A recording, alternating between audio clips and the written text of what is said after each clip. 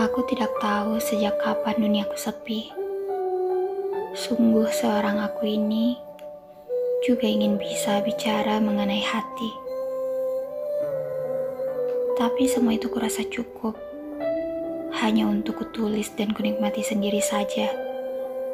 Tanpa siapapun yang harus tahu. Kadang mereka menganggapku aneh. Aku tidak suka orang-orang.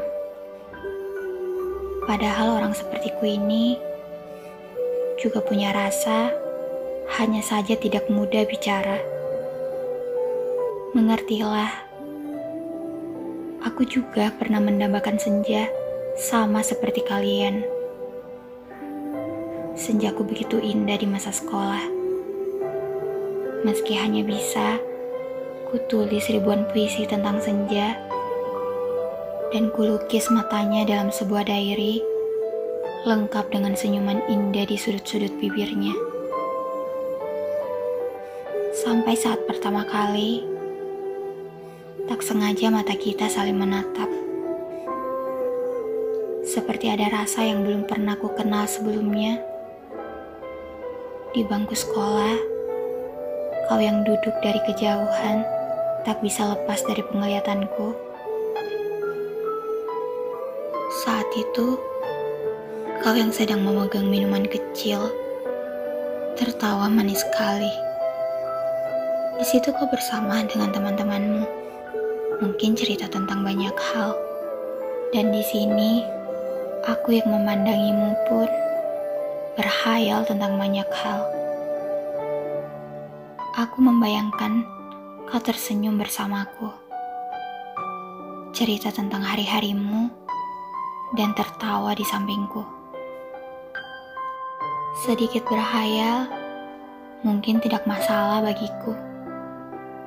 Karena hanya itulah, aku bisa bahagia, meski bahagiaku semu, dan tawamu hanyalah ilusi yang menenangkan untukku. Sebuah jiwa yang menarik untuk dimiliki. Mungkin akan banyak orang yang mengharapkanmu seperti aku di luar sana. Aku hanya sebagian kecil dari besarnya berlian yang saling beradu memancarkan cahayanya masing-masing. Untuk itu, aku tidak menaruh banyak hal. Karena bisa menatapmu dari jauh saja, sudah bahagia bagiku. Sebenarnya, aku juga ingin bisa seperti kebanyakan orang di sana. Tapi duniaku adalah sepi. Aku tidak suka keramaian. Aku tidak suka berebut sebuah senja. Aku lebih suka menatapnya dari jauh, sambil menulis puisi untuknya. Siapa tahu, suatu hari nanti dia bisa membacanya, meski senja itu sudah bertemu malam. Aku hanya berharap dia mendengarkan puisiku ini, yang tertulis dengan sebuah rasa. Maaf, aku hanya bisa mendambakanmu, karena seorang aku ini, sinarnya tidak mampu bersaing dengan banyaknya berlian di luar sana. Lalu aku sadari, senja tidak butuh cahaya.